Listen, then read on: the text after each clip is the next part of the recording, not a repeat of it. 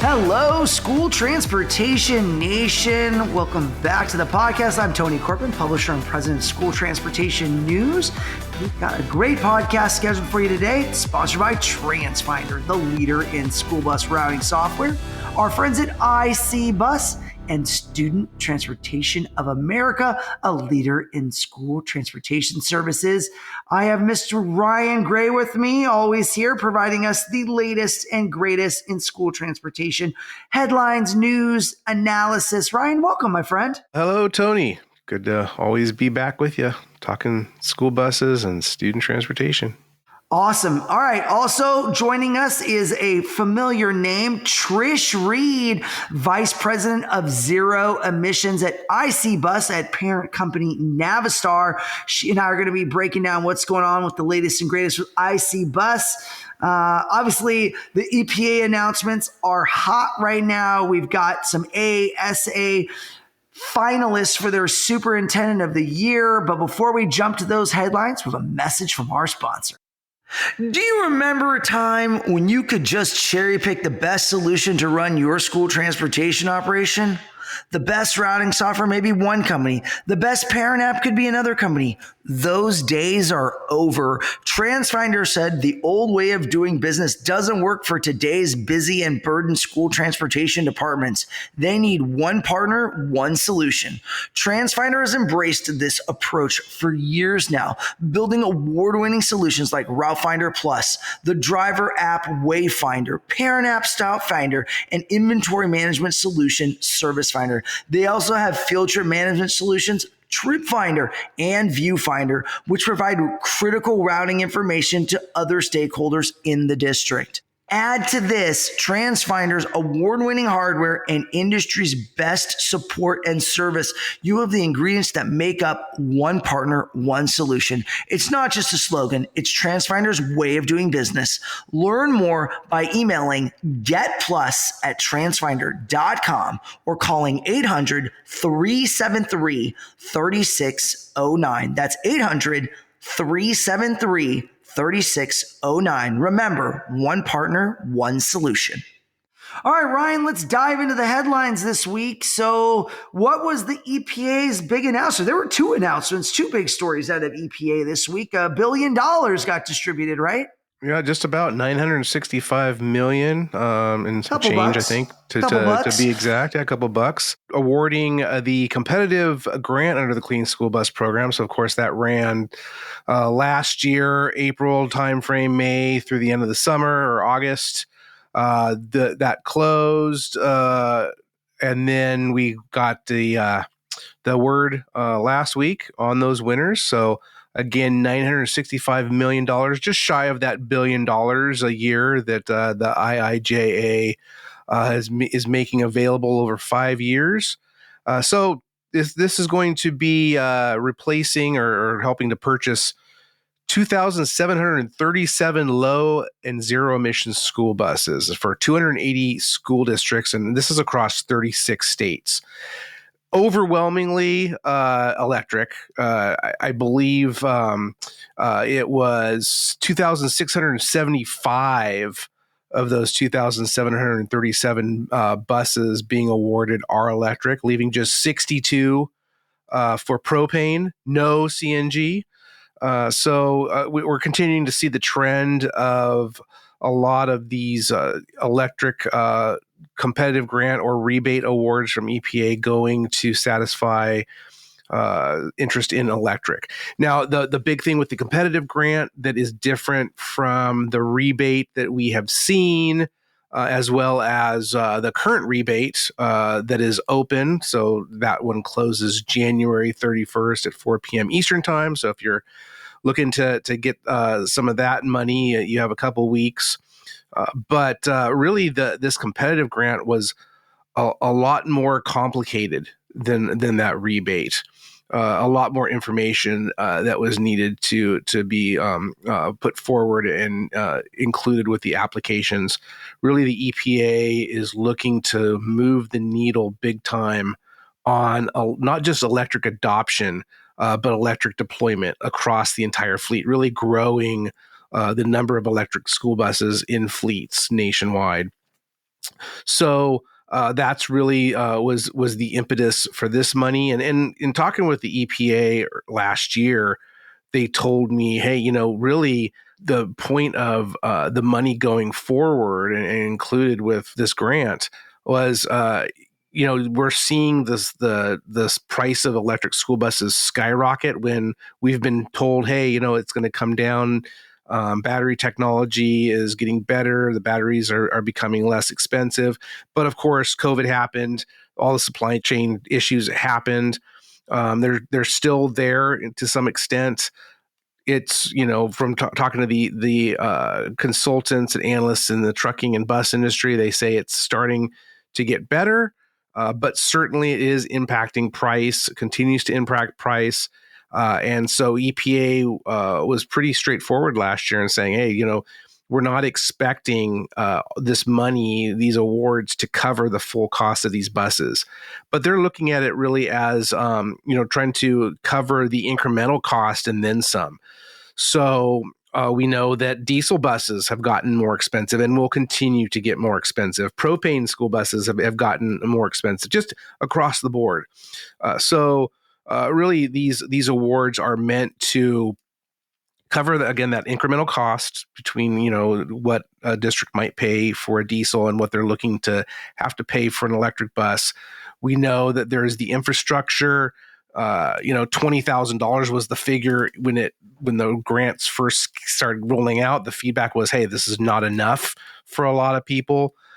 So I think EPA is looking to for folks to use more of that money, maybe for the chargers, and just make sure that they're covering that incremental cost. Again, we'll see more as the rebate closes. But it was pretty interesting looking at some of the stats from the Clean School Bus competition grants. Again, $965 million. 280 school districts, 67 awarded grant applications. And I believe there was like 615 actual applications. And one interesting note is in some of the rebates we've seen in the past, there's been a waiting list. There was no waiting list this time. It was, here's the list, here's who won, and that's it. And also too, it continued to be one of the big aspects of this, Tony, is the priority. So based upon the U.S. Census and the delineations within that for rural, low income, and tribal nations. So those continue to get the priority. But EPA certainly is, with the current rebate that's out right now, is trying to make that a little bit more equal to target some school districts that really, raised their hand in frustration with the first couple rounds because of feeling that they were excluded, that they didn't meet the full threshold of those U.S. Census priority delineations, even though very large urban school districts, they have a very large student enrollment that comes from impoverished areas. So we'll see going forward how this all shakes out. But certainly, what we know is a lot more electric school buses are going to be rolling. Yeah, I thought, to your point, Ryan, when we broke it down in our article that's on stnonline.com, 86% of the projects selected for funding met that low-income rural or tribal community primer to prioritize. So interesting that such a large bulk of it went to that. So I guess those voices were heard, and the EPA delivered back to meet those kind of goals that they had set out to try to prioritize low-income rural and tribal communities. So very interesting. Also some big winners that we saw in terms of monetary deployments of ESB, specifically First Student. No surprise there. Largest contractor in North America, $140 million deploy 366 new ESBs. So they're making a big plant in the ground, plant their flag, which they've been hyper focused. Obviously, we had Alex Cook, the STN Innovator of the Year, a few years back, talking a bit about all the activities that were going on, specifically about First Students' commitment to moving into this arena, as well as we have Highland Electric Fleets. That's kind of an interesting one that popped out to me. Highland, we've had Duncan McIntyre, their CEO, on the podcast in the past, and they seriously put a dent in it. $124 million to fund 411 ESBs across 58 school districts. They've been busy reaching out and really taking advantage and furthering this. I thought it was quite interesting to see them making such a big push. Obviously, their kind of marquee client was Montgomery County Public Schools in Maryland, that had moved into that arena, but sounds like many more school districts are going to be working with Highland Electric Fleet. So very interesting updates on that. Very, very exciting, I'm sure, to see a bit of a shift and really a historic opportunity to look at all these changes, to embed all these ESPs into school transportation operations. I think, Ryan, also we saw some budgetary stuff coming out of California that you had sent me just the other day about the budget being passed and ESBs getting another $500 million in California, which I jumped and said, wow, they were throwing money at ESBs and schools, and here comes some more money. When it rains, it pours, I guess, huh? Yeah, well, and a lot of that is some of that is money that has already been earmarked for electric school buses. But I think that the big point with that, and as we get some more information, because again, keep in mind with like the California budget, this is the budget proposal from Governor Gavin Newsom. So it still has to go to the assembly. It's going to be, sliced and diced. But definitely with the Democrat majority there in California, they tend to vote more along the lines of their Democrat governor. But, certainly there has been a lot of conversation here in California about, the budget. Just a few years ago, we were talking about the massive budget surplus here in California. And I was talking with some consultants as we were covering that news cycle about, we have a surplus today, but what is tomorrow going to look like? And everyone agreed, when government has money, they spend it. And there is no rainy day fund or very small rainy day funds, because now we've seen since then, the forecasts for some of the property tax and sales tax revenue in the state is down, and we can have a whole nother podcast for some of those reasons. But the big news that came out of Newsom's budget request, at least, was that for the most part, education has been spared. So education has gotten a shot in the arm over the last couple years. And, we've seen funding for transportation specifically skyrocket where, it was going up to 60% reimbursement, which is unheard of in the last 40 years, basically, here in California. One of the big reasons why, despite having the largest, if you will, population, having the fewest number of kids ride the school bus, it's been, as low as 8-10%, which is unheard of. A lot of states I talk to, I just can't believe that. But it's because of some of this historic tax initiatives and whatnot in the state. But again, the budget request, anyways, largely spared any cuts to education.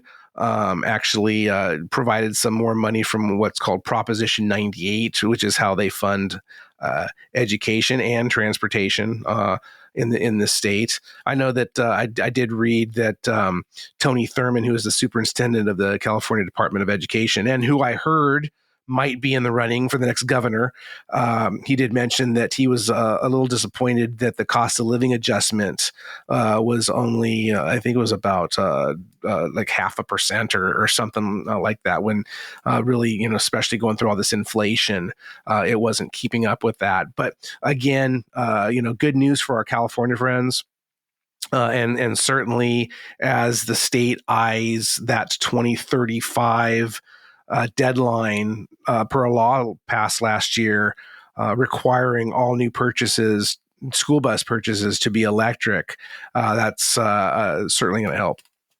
Yeah, I'm excited to see how it all shakes out, Ryan. I think, we've talked a lot about this over the last, 12 to 18 months about all the shift going on and it really being, it's so monumental in the way the momentum is working and it's accelerating more and more. But the big but, if you don't have the funding, you're not going to get these products, these ESBs, right? Like we don't see it accelerating as fast in some of the private sector businesses that don't have federal subsidy. And I'm not sure it stands on its own. It's going to be a long time before that happens. And we, as an industry, have to have a gut check and say, all right, let's just assume there's an administration change, right? November's coming. Maybe there's a change. They'll ride the EPA funding for a certain period of time. But, is that going to be in perpetuity? Are we going to continue to see continued support? And it's hard to prognosticate how that's going to shake out one way or the other. But, you have to prepare for the worst and hope for the best. And you just don't know how the outcome is going to be. But the market is sure embracing it. And I know we had discussed basically at the outset of this, right? It was going to be like 20 billion or 25 billion. And we ended up with 5, which is still significant, right? Considering we had gotten 0 federal dollars. So I think there's still an enormous amount of excitement. We still have a lot of conversation to unpack at STN Expo and our Green Bus Summit as everybody's learning. And, I'll talk about this with Trish Reed from IC Bus a little bit later too, is, the impact of workforce development specifically on everybody in the org structure, right? Drivers, mechanics, operations, everybody involved. How does this impact them? How do this new type of vehicle classification impact operations, right? And more districts are embracing it. We're getting more and more research and data back on miles driven, how to perform, how to get people acclimated to regenerative braking. There's just a lot of aspects, and the learning curve is going to become more and more present for school transportation professionals as more and more of these vehicles find their way into fleets. Now, granted, it's not a zero-sum game. It's not all or nothing. Some people have made the positioning that they're going to move to all electric, but it takes time to do that. It takes resources and money. If you're smaller, if you have 10 buses in your fleet, you could probably transition quicker. But if you have 100 or 200 or more, it's a bit of a longer process. So it will be interesting to me how everything shakes out, Ryan, but exciting times, my friend, exciting times. Absolutely. Well, and you talk about the school districts that have chosen to go in all electric. And, there's one I know in Texas that announced in the fall that they're going all electric, but I believe they only have like 5 or 6 school buses. So it is a lot easier for them to do that. But, we can't forget, as I mentioned with California a little bit ago with its mandate, 2035 to start that only new school buses purchased, they must be electric.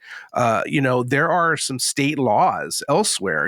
The most aggressive we've talked about, of course, New York, 2027. That's only 3 years away, Tony, that the school districts have to specify electric school buses with their new purchases by 2035. Tall order. 2035. That's a huge 2035 order. have to be the entire fleet. Now, I'm starting to already see and have been seeing some pushback on that. And I know there are some exemptions that folks can get in some of these states, California and New York included, that can push it out a year or two. But still, certainly there is some time, and as we get closer, as politics tends to do, as we get closer, then and we start seeing that maybe something's going to be untenable, or we're gonna miss some deadlines, then we see some regulatory or legislative changes. But if you're living in California, Hawaii is another one where the state buys all the school buses in Hawaii, and they're not going to be able to enter a contract to buy anything but a zero emission school bus. That's a little bit farther out in 2045. Illinois has a law, Massachusetts has a law, Washington State, and we are seeing some, Maryland. We're seeing some pockets in different states or school districts that are saying this. So, again, it's a big deal, and it comes back to certainly the funding. And I believe that, based upon the folks I've talked to with EPA's Clean School Bus, we're not going to see another one like we have seen with this 5-year, $5 billion infusion from IIJA. And certainly if the Republicans take the White House again. Now, Clean School Bus funds, they should be safe from what I've heard, is because it was a law that was passed and those funds already appropriated. So it would be really hard to roll that back. But certainly going forward, regardless if it's a Democrat in the White House, a Republican in the White House, who controls the House and the Senate, I don't think we're going to be seeing the level of funding that we've seen. The whole push here is, again, to try to get folks to that price parity with diesel so that they can just take it on themselves. It's going to take some time, though. And certainly amid all that, the infrastructure, we've been talking about that for months, and it feels like years, and reporting on what our readers are talking about, and some of the horror stories of how long it's taking to get the necessary infrastructure from their utilities.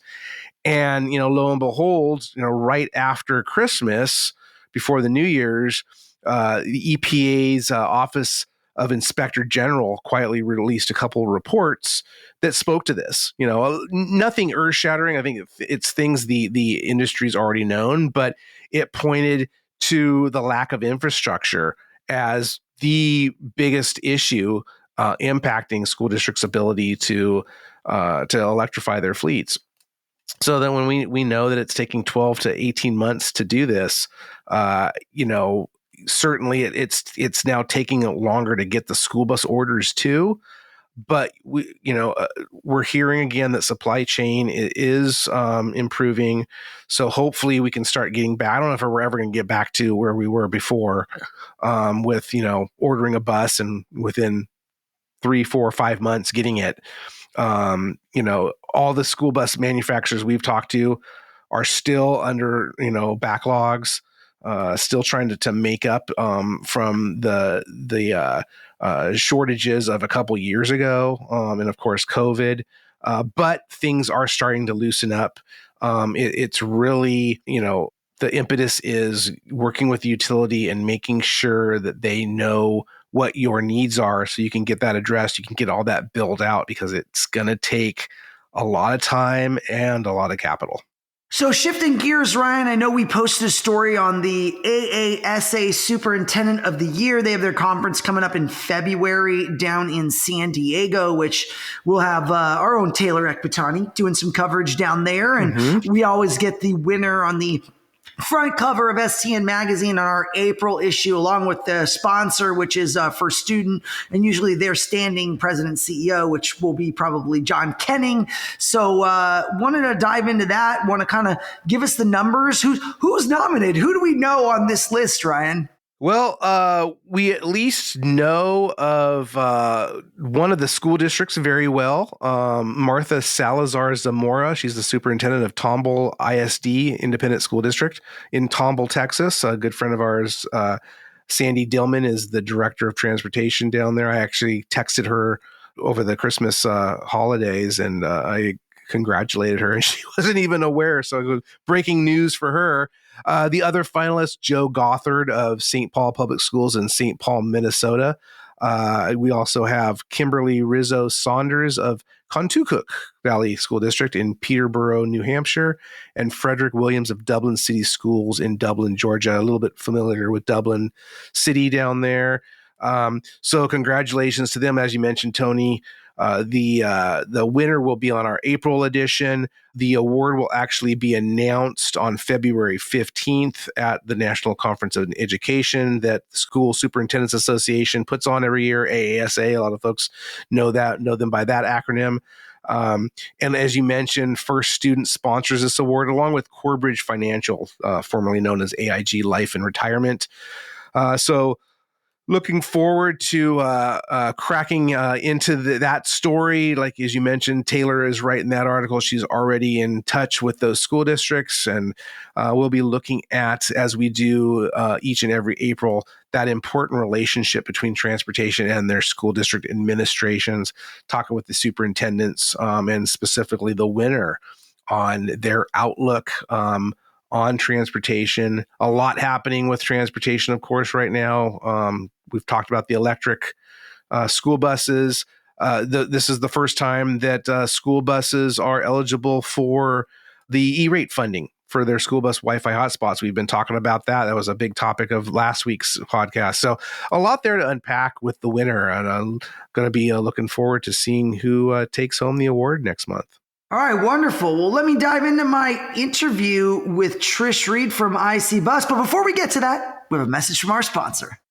This message is brought to you by Student Transportation of America, a leader in school transportation services. STA operates more than 22,000 vehicles throughout the U.S. and Canada, delivering safe and reliable transportation and fleet services to public and private schools. STA is committed to moving the industry towards a greener future and positively impacting the health of passengers and the planet through their use of electric vehicles, alternative fuels, and other green fleet initiatives. To learn how Student Transportation of America may be able to help your district, visit ridesta.com. That's www.ridesta.com. All right, School Transportation Nation, we got a special guest, somebody you might be familiar with when she ran IC Buses. She was the general manager at IC Bus, but she was taken from us to become the head of electrification for Navistar truck and bus. So she still got her toe in the water. Miss Trish Reed, want to welcome you back. Friendly face, love seeing you, catching up. It's been a while, but excited to have you back in the fold here on the podcast. Well, thank you, Tony. Excited to be back. We say once you bleed yellow, you always bleed yellow. And I can say that is very, very true. So I'm very excited to be back with you and talking about school buses. Wonderful. Yeah, I know Justina Morrison, who kind of fell into your role as general manager at IC Bus. She worked with you previously when you were general manager, which is great because Justina is a great friend of the podcast, been on a few times. So it's great to kind of get you on here to talk a little bit about what's going on at IC Bus, specifically in the area of zero emission, right? Because you're the head of zero emissions. So now we just had an announcement from the EPA this last week talking about grant awarding. And I'm sure when you look at the list, it was a long list, $1 billion going to be deployed, and IC Bus and its dealers are going to really be able to take advantage of that. Do you want to talk a little bit about, what you saw, the outcomes of that, some of the feedback internally, and what customers can kind of expect? Right. Thank you, Tony. So, I think the awards were announced on January 8th. So I think the good news is, there was 67 applications awarded. That was about 280 school districts and 2,700 buses. And I think 95% of those were electric. Obviously, there's other options in that space, but you definitely see where the future is going with that 95% electric choice. And I think from my reflection, I wasn't as close to it, but with my team working closely with the IC Bus team and dealers, I think round two was a little bit different, right? It was a narrative. There was a little bit more work involved in the applications. But when we reflect on what we saw happen in the awards in round two, there's definitely a benefit of just submitting the application. I think once we got into it and working with customers and our dealers were working with customers, it wasn't maybe as complicated as some folks initially thought it was. So I think what we found is, hey, if you put the effort in to apply, there was probably a really good chance you were going to win an award. So I think in the grant space and what I've seen in the grant space for truck and bus too, sometimes you can do a lot of effort in putting in together an application and not always win an award. So I think there's a good showing by the EPA that if you put the effort in, especially in the narrative, you had a successful round of getting the award. And I think as we look at it from IC Bus's perspective and Justina's team, I think they're really still trying to drill down to determine how many IC buses were in there and what's going on with that. But we think overall it was a very successful round. The team, the IC Bus and my team are excited about the round. But we also really view that as, hey, that's really the first step. Now the real work begins in helping customers through what we call the preparation stage, which includes obviously ordering, but the charging and infrastructure, helping customers through those decision points, and then the customer onboarding. So really the end-to-end process is where we put a lot of our focus once we know customers have won the award and they're looking to IC for product. It's really beyond the product and helping them in this customer journey. Yeah, excellent. And I know you guys have taken a very methodical approach about entering the market with an EV product, building up an ecosystem of partners that you feel are going to be the best of breed to support your customers and their success. Do you want to kind of share a little bit maybe about some different customers where you've had some great outcomes because of all this kind of process that you've put in? What does that look like? And, when working with you, what's that kind of best of breed partner look like? Right. Yeah. Well, I'll start with probably the end of the process, which is the customer onboarding. And that's where we are getting a lot of positive feedback from customers in what we're doing to make sure they're successful. And I said this when, I was leading IC buses. We care less about selling an electric school bus as we do making sure customers have a successful adoption, because that will encourage them to buy the next electric school bus. If they have a bad experience, that might slow their eagerness to move towards electrification. So standing up, what we call the customer journey, it's got 3 points. It's the consulting, the charging and infrastructure, and the customer onboarding. And with the customer onboarding is we really try to make sure the charging and infrastructure is in place by the time the school bus arrives. But mostly with the customer onboarding, it's hands-on going out there, all stakeholders of the customer, drivers, technicians, fleet managers, everyone who will touch this school bus understands what it's about, right? Obviously, there's some safety around an electric school bus that we want to make sure we touch. And I think the experience of part of the zero emissions team that supports the IC bus team in this customer onboarding will tell you, we've heard some good stories where, we've gone out and, you always have the pessimist in the crowd that's got their arms crossed and sitting there looking at you like, I don't know about this, right? And the fun stories I hear is when we always go out for a drive with the drivers, because they're I think, hey, a lot of important people in this space, but the driver, gotta love them. Our hero, getting them comfortable with driving the bus. Also getting them comfortable with the regenerative braking, which really helps range and maximize range. And they understand the 3 steps of that and getting comfortable driving it in stage 3. And what always happens is if there's a pessimist in the crowd, especially from the driver standpoint, once they drive the bus, they fall in love with it. The driving experience. I think the other thing we've learned with that is just, hey, pulling up to a charger and putting it in, plugging it in a school bus is not what we do every day. And some people are reluctant, like, what am I supposed to do? How am I supposed to do it? So just making sure drivers and everyone understands in that depot, hey, it's pretty simple how to charge a school bus. But we're learning, though, too, with that. We just had the team together this week, and we talked about auto charging.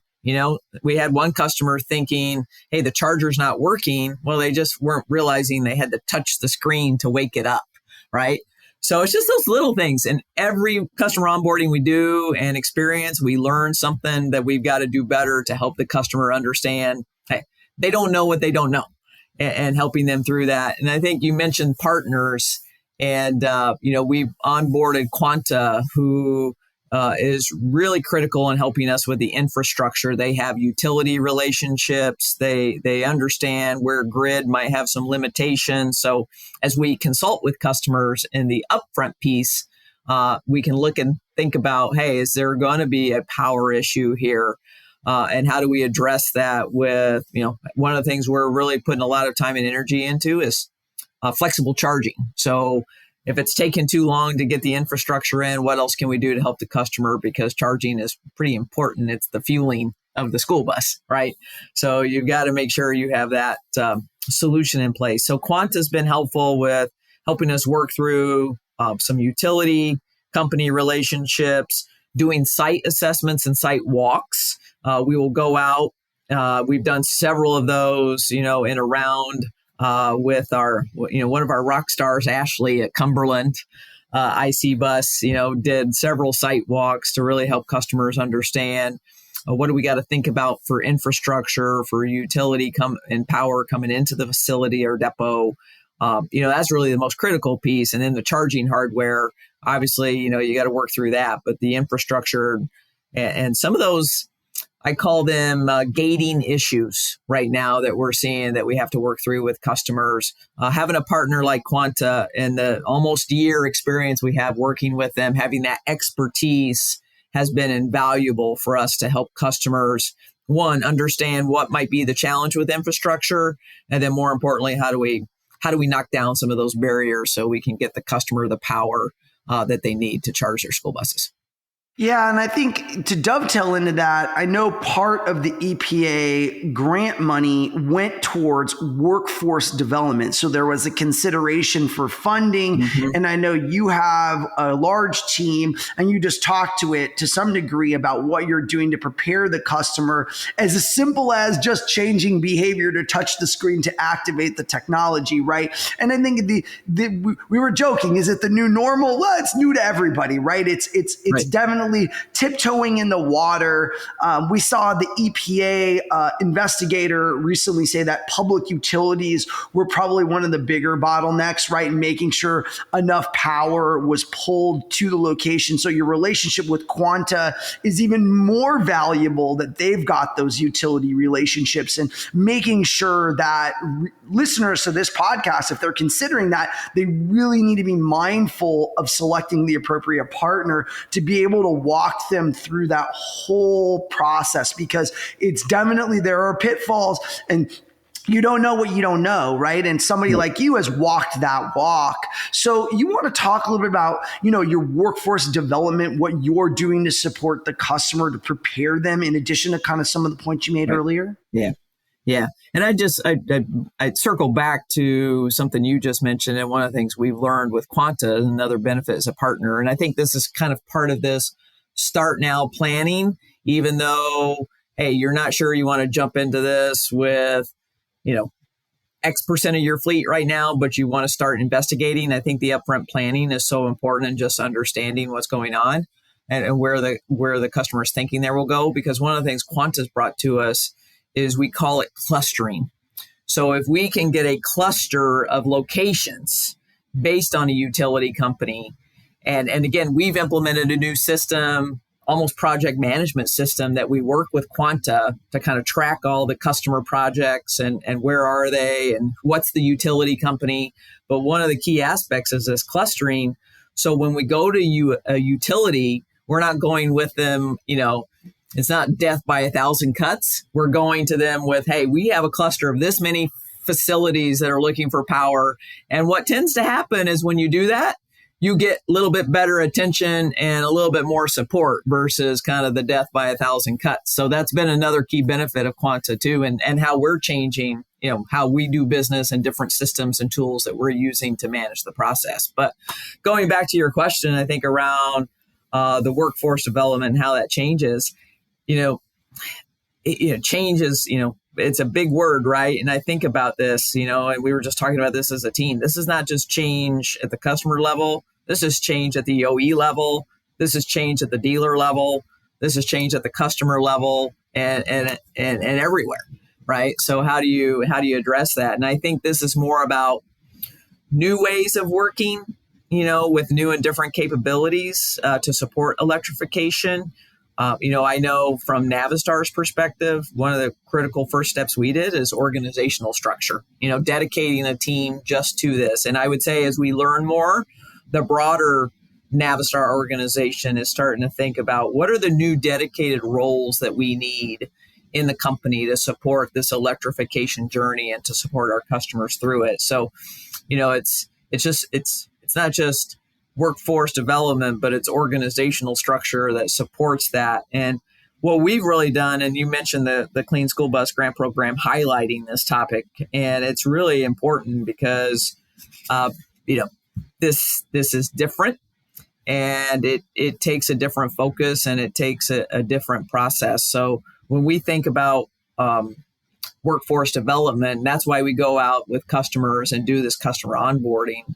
Again, just familiarity with charging, technicians, the driver, we talked about all those. But I think just understanding that this is change. And when you come across maybe a barrier or a problem, how do we learn from it versus maybe getting frustrated from it? So sometimes that's a new way, that's a new approach, a different way of working sometimes. And I think even within Navistar, I talk a lot about, hey, we've done things a certain way for a very long time in the internal combustion engine business, right? We almost have to think and be agile like a startup in this space, but leverage the mature business processes as we have to support customers. They just have to be adapted a little bit to do that. So, we've set up a dedicated team of, we start with consulting. And this is, again, the change here. This is not about going out and trying to sell a school bus. This is going out, asking a lot of questions of the customer. And again, in a situation where the customer doesn't have all the answers, they don't know what they don't know. So how do you ask questions in a way that you can go through this process of really understanding where are the customer's concerns about electrification, trying to develop what is that future vision, because we want a future-proof planning. We always say you only want to dig up concrete once at a depot. You don't want to do it twice. So just making sure we have that future-proof plan. And that's a different skill set that we've had to develop in our teams. And as we scale, Justina's team and even our truck salespeople, as they do that, and then think about the change at the dealership too. So that's one piece. I think the area where we've brought in the most outside expertise is the charging and infrastructure. Is we brought in, I think you might know AJ Palmazzano, who's on my team. He's got a team of probably like 5 or 6 people now that come from different backgrounds who are really helping our dealers and customers with the charging and infrastructure and leveraging partners like Quanta and our charging hardware partners. And then lastly is the customer onboarding. And just taking customers through that. But part of that too is where I think in the past, when you think about an internal combustion engine school bus, there's this service and parts aspect that, you have an issue or problem and you get it addressed. What we're trying to do between on-command connection and the data that we get, not just on the school bus, but what's going on with the charging, is really proactive monitoring of, hey, this bus is not operated for 3 days or 4 days. Why? Why is that bus not on a route? And proactively trying to go reach out to the customer and understand why. Because then our goal is, this does no good for anyone if the bus is setting, if it's not actually running routes and operating. So having that proactive approach to go out and see with the customer, why isn't the bus running its route? What are you experiencing? And trying to be a lot more proactive to help the customer through this transition. It's very interesting that you brought up clustering specifically because, just when you start to think about that or unpack that idea, you're like, wow, super smart to do that. Now, let's take, for example, California, who has in their wisdom provided funding to turn the entire state electric by 2035, which is a big lift, right? It's a lot of lift. That's a lot of clustering. So, what's your reaction to a state state moving all in, right? New York is moving in that direction. California is moving. We've got some other pockets of funding. Now, granted, as you and I both know, the school bus industry is notorious for unfunded mandates, which is always painful for the public entity. But here we are where the state is kind of putting money where their mouth is, and they're going to fund this thing. So what does that look like to somebody like you to just future plan for clients in, say, like the state of California or in New York? And, are we going to learn more from this kind of process? And, are the dominoes going to fall and we're going to see more of these states jump in on this? Yeah. I mean, I think overall, just back to your last part of that question, I definitely see, we've seen different states, beyond the Clean School Bus program that, right, we're seeing the state funding and opportunities grow, and then I think we just saw something in Michigan, right, where Michigan has allocated so many funds to electric school buses. New Jersey, it's you think about California and New York, but it's splattering everywhere, and I think that's a positive trend because I do think school buses make the most sense for early adoption electrification based on the routes, the central charging. They're basically, they're an underutilized asset that sets a lot. So I think, again, going back to your question, like California, I'd say, you've got to have an aspirational goal, right? You want to, going back to when we went to the moon, who really thought we could get to the moon, but you got to declare we're going to go get to the moon, kind of pushes people in that direction. Do I think it can be 100% by 2035? Hey, it's not going to be easy. It's ambitious, probably achievable, but certain things, there's a lot of change and certain things that are going to happen. And I think the next 5 years, if I kind of watch the next 5 years between now and the end of the decade, I think we'll see, it's kind of dominoes falling, right? When we start seeing dominoes falling and some of this starting to get traction, and we get through some of these barriers of power and utility and infrastructure, I always talk about it being momentum. Once the stone ball starts running back down the mountainside and it gets momentum, it keeps going. But I think the next 5 years are going to be probably the most challenging for all of us as we move this way. And then I think where this goes between 2030 and beyond, it'll have definitely the strength of the momentum behind it. Won't say that everything's is going to be easy peasy. And we've been working through all these infrastructure issues with utility. But I think, again, we get going there. And I don't know. I don't know if we'll get to 100% by 2035. Again, seemed very ambitious. But I think if we are at 80% in California by 2035, we'll be better off than we are not kind of setting that to the moon goal and trying to get there. Yeah, I know there's considerations in there for rural areas to push back some years. Right. So we definitely are going to learn along the way. And I mean, your CEO, Matthias Karlbaum, I was able to sit down with him at STN Expo in Reno back in July. And I remembered his keynote address at the ACT Expo in Long Beach from a few years ago. And he laid out this roadmap and the school bus was the tip of the spear. And I asked him again, I said, Matthias, the foresight now, your prediction from that period. And he was like, wow, good memory. And by the way, it's actually even more aggressive now than I had even thought what the outcome was being. Obviously, a lot of that is accelerated by funding, helping to support these initiatives. And that's got to be really exciting for Navistar to be at the forefront of this kind of tectonic change in the school transportation industry, and such a monumental moment for this industry to get so much funding and so much public recognition on the federal level. Really exciting times, Trish, and so excited that you're leading the charge there at Navistar as the head of zero emissions, and really excited to see what you and your team do here in the future to kind of transform the face of our industry. And thank you so much for coming on and sharing your thoughts and opinions, and really value it greatly. And it's always great to see an old friend back on the podcast, and we love to see it at STN Expo as well. And we're all excited to see what you have in store for us here. No, great. Hey, thank you, Tony. I think just to wrap it up here, again, this is different. This is new to a lot of us, and we're learning. But, I think part of this is you got to step in and start learning, and it'll be beneficial. And the school bus industry, I think we've always talked about it, and maybe you kicked off with this. We're always a little bit behind some of the commercial vehicle space. Now we're the tip of the spear. I think for my love of yellow school buses and student transportation, I find that exciting.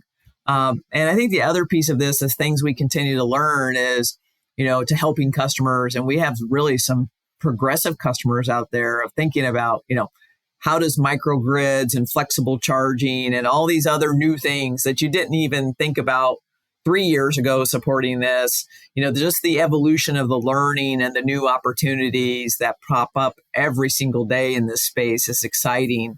This sometimes makes your head spin every day, but it's still exciting to see what the possibilities are. And I think we don't know what we don't know today, but I think there's a lot of opportunities and new services and solutions that'll come on the horizon to help customers, and specifically school bus customers as the early adopters in the commercial vehicle space. So it's exciting. And hey, always great to see you, Tony, and love your energy, and always happy to be back whenever you need me. Wonderful. Well, we'll see what you have in store for us in 2024. And Nation, stay tuned for all that good stuff. Awesome. Thank you. Thank you. All right. Special thanks to Mr. Ryan Gray, Trish Reed. Great information today, talking all about energy. Energy is hot right now, guys. Just keep an eye on all the legislative updates, EPA, everything we've got going. School Transportation News has you covered with the latest trends and analysis on stnonline.com. Thanks to our sponsors, TransFinder, IC Bus, and Student Transportation of America for the great conversation and being part of this podcast. I want to thank them personally. Couldn't do it without our sponsors. Check them out. Go to their websites. Make sure you tell them you heard on the STN podcast all about them. And guys, don't forget STN Expo. Go there, sign up. Registration is opening so soon. If you haven't checked it out, stnexpo.com. Get that early bird, super early bird. When you're super early, you get the super discount. So lock it in, save a couple $100. Book your room over at the Peppermill in Reno or over in Indianapolis at the Omni or Crowne Plaza, downtown Indianapolis. Love to see you guys this summer. So be sure you put in your budgets. Make sure you get out there, get that training, get that workforce development. Ryan is working with his team of experts to give you guys the absolute best in training, best of class in all the different silos: maintenance, safety, operations, energy. We got it all, guys. You're a transportation director. We got that Transportation Director Summit as well for the best in class leadership training that you can get in this industry. We bring in some awesome speakers to really give you the absolute best stuff you've never heard before either. I always like getting fresh information, getting valuable content to enhance your leadership skills, grow yourself. Always really great. Guys, we love you, Nation. We are coming up on almost episode 200. So we're going to have like a party. You got to come party with us for that real soon. So keep an eye on it. The countdown. Nation, we love you. We'll see you next week.